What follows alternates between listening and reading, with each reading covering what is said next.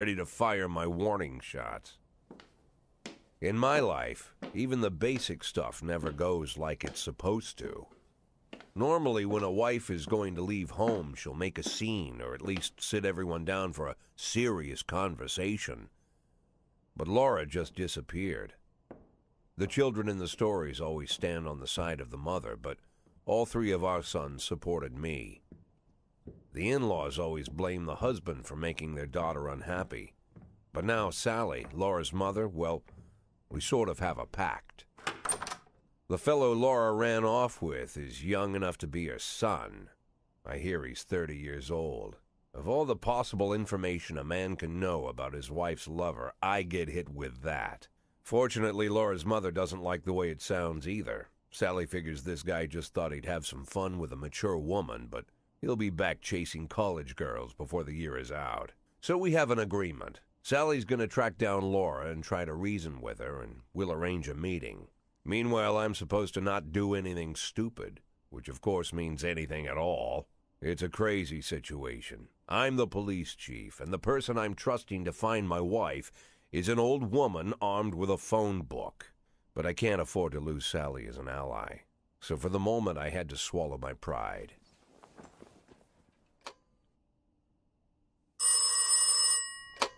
Hello. Mrs. Markham, this is Boyd. Oh, is there any news? That's what I wanted to ask.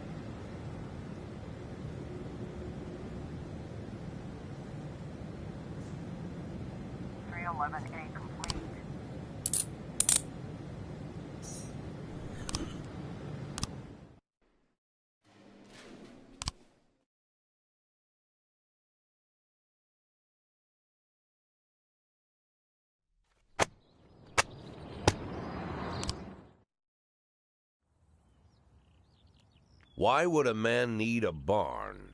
To store all the stuff you can't bring home. About 30 years ago, back when I was young and interested in farming, I carried all kinds of junk home. After a day in the field, I'd come home with buckets, shovels, dirty boots and clothes, and instantly transform the living room. But even back then, there's something I always kept in the barn.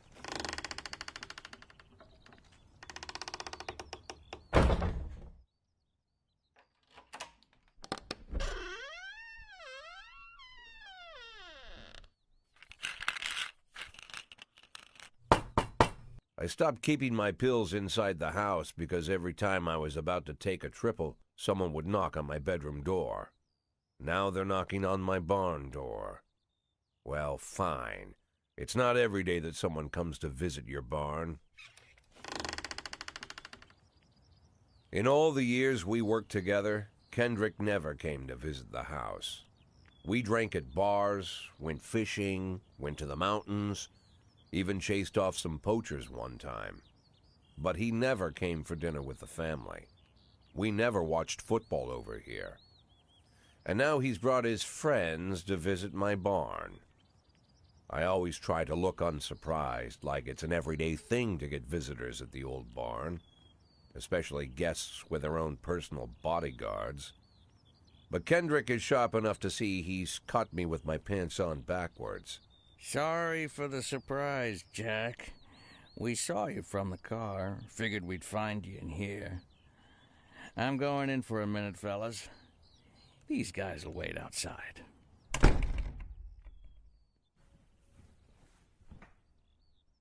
How long you been dating the lover boys? They're Sans people, Jack. Yeah. So now you're appearing in public with members of the Mafia? Jack, I'm leaving tonight. More like fleeing. Jenny and I are taking the girls and making a run for it. Probably won't be seeing each other again. I've got new documents, a new name, a new life, everything new. The papers say you're still working your last week for the department. I've got to get out today. I won't be getting another chance. Don't know if you noticed, but the whole city is against me. You told your Mafia friends about your plans. Jackie, if I don't fix everything with them in the next few hours, they're going to kill me. And not just me. My family, my relatives, God, Jack, I don't know who else. They found out that I was planning to run and they demanded that we close our contract today. Your contract, Frank? Really? Is that how you talk now? Maybe you should call in the lawyers to straighten all this out. Now is not the time, Jack, please. I have a commitment to them until the end of the year. They need an inside line at police headquarters. I can't just give them back the money. That's not how the Mafia works. If I can't find someone I can trust tonight, I'm dead. You know me, Jack. I wouldn't ask you if I wasn't afraid they'd cut my daughters to pieces before sunrise. He's the damn fool who puts his daughters in the crosshairs in the first place. Anyone in my place would have dressed him down good. But I didn't want to pile it on. Fate's already got this guy's soul in the grinder.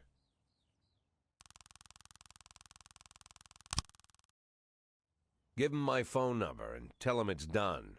Don't call me. Don't come to work today. I don't want to see or hear from you again. Time for you to go. Jack, Get the fuck out of my nice cozy barn, Frank.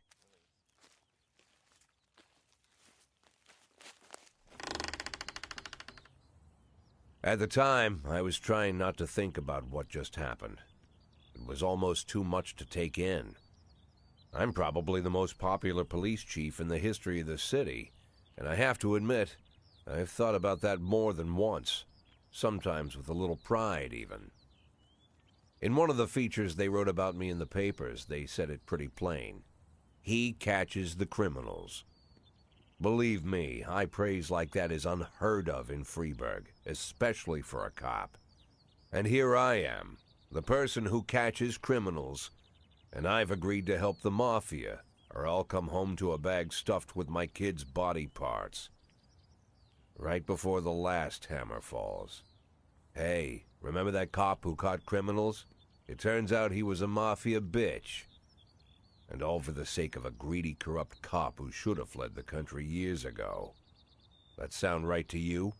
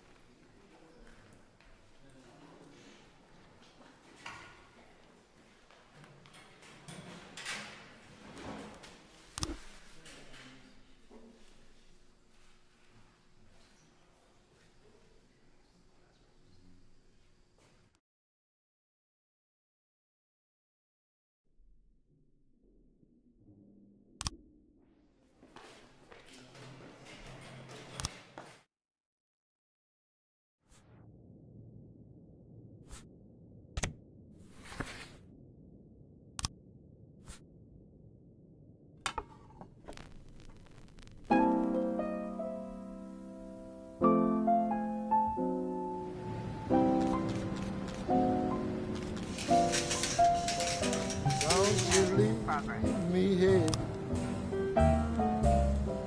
Don't you leave me here. If you must go, sweet mama, please leave a dime for beer. Rooster crow and the hen ran around. Said if you want my fricassee, you'll have to run me down. 311A in progress.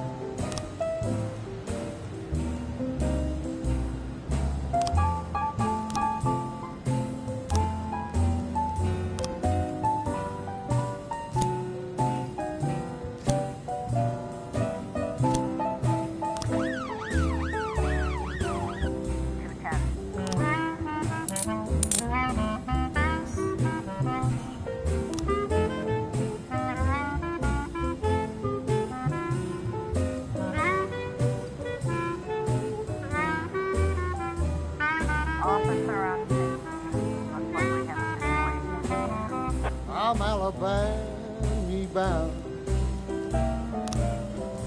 Alabama bound. I followed you round from town to town. I'm Alabama bound. Don't you leave me here.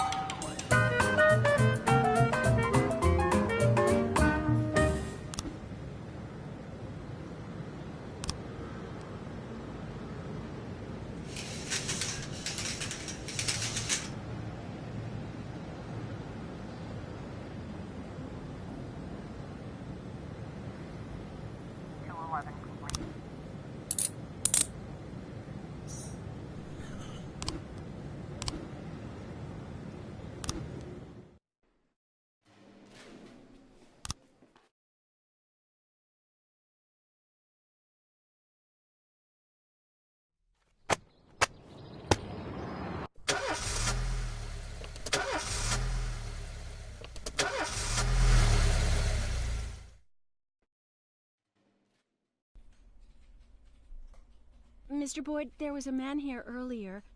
He left you this. A man? What man? Who let him on this floor? I don't know. I've never seen him before. I asked him his name, but he just ignored me. He was talking on a big telephone, you know, one of those portables. He gave me this envelope and left. Damn. Okay, let's see about this.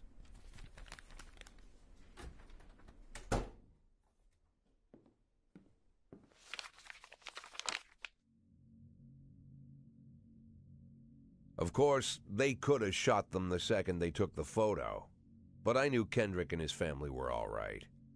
Either way, the message was not that they got out. It meant that I was in. My servitude to the Mafia had begun. I'd only been in my new position 5 seconds, and I already knew why Kendrick called it a contract. You sound doomed if you call it what it is. A curse. Boyd. Good morning, Jack. I believe you just received my message. Who am I speaking with? Oh, I'm sorry. I forget some people don't recognize my voice. But I assure you, Jack, if I was sitting right there in front of you, you'd have no trouble recognizing me. Like I was a member of your family. Even better than a wife, perhaps. A wife can betray you. No man is immune. I don't talk to people who don't tell me their names. Oh, Jack, don't be so childish. You're too old to run away from strangers. Yes, we both are. And in our old age, friendship becomes rare and all the more precious. But of course, we must work with new people and find out new names. So if you insist, Jack, let us formally meet. Hello, Jack Boyd. I'm Christopher Sand. Wonderful, Mr. Sand. And what is it you do for a living? Oh, you'll soon find out all about that. Well, you'll learn much more than a simple policeman could ever expect. You're a simple policeman no longer, Jack. Don't turn off your phone. You start today.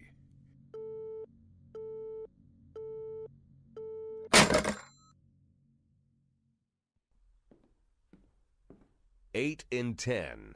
It's been my go-to principle since my first day on the job. I've got to let my colleagues hush up what they need to, 2 out of 10 times, so that they'll help me with the remaining 8. 80 out of 100, 800 out of 1,000. I'm proud of those statistics. It's not so bad for Freeburg, right?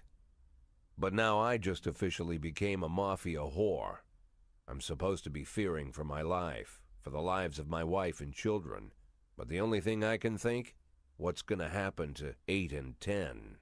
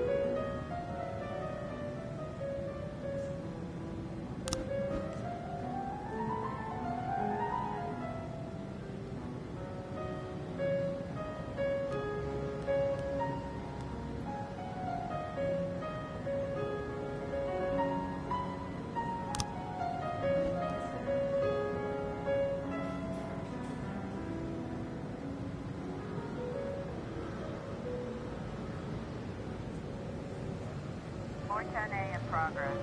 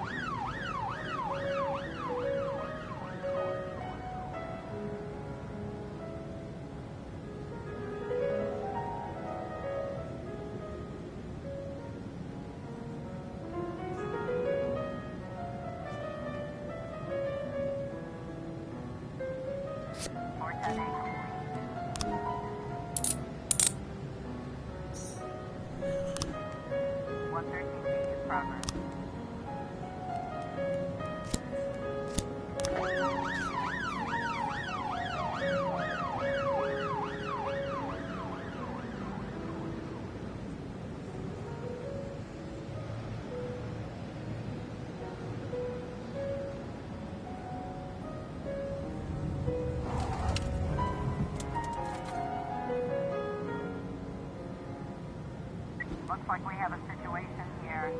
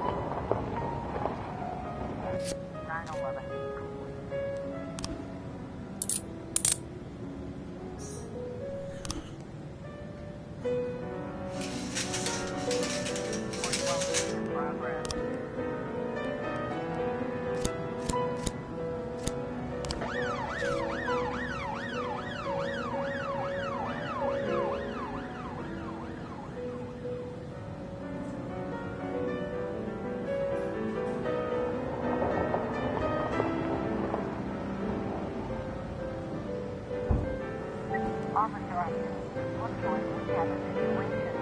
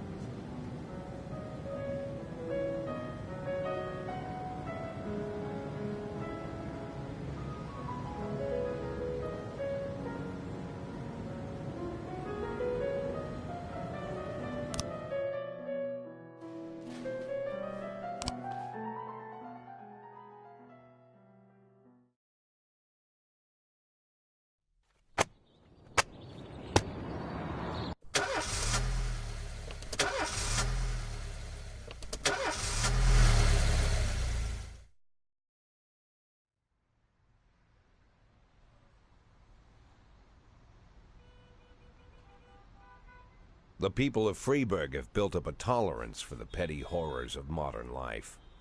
You'll never see crowds gathering around a beaten passerby. Folks rarely even slow to gawk at a car accident. And street theft doesn't turn heads anymore. Been a long time since people got worked up about stuff like that. So when I ran into a troubled crowd on the way to work, I knew there was something serious going on. Something bad enough to knock these people out of their daily rhythm. And we're talking about people who would step over a corpse if it was blocking the door to the coffee shop. But apparently all it takes is a bunch of leaflets, or spreading broken glass across Main Street, or releasing a couple of hundred rats in the ice arena. The mysterious figure taking responsibility for these strange acts goes by the alias Robespierre. Nobody knows who he is, what he wants, or what all this adds up to, from the buckets of lard spread on the sidewalk to the front door of City Hall covered with ostrich feathers. But this strange cross between childhood pranks and cheap theatrics has got the people all worked up. Everyone understands when some Freeburg crook satisfies the basic human need to rob and kill. But when someone steals a lion from the local zoo and locks him in a cell below the courthouse, the people start asking questions. Myself, I kind of like this Robespierre. It's not just the pranks he's pulling or his green bull's head emblem. I just like his funny nickname. Robespierre? Really? Who does that make me? The Marquis de Lantenac? I don't think so. In the old books about revolutions, I fancy myself the old gunner who goes off to war with a bag of damp powder. Or maybe the innkeeper who tops up the beer kegs with mop water. It's something to think about.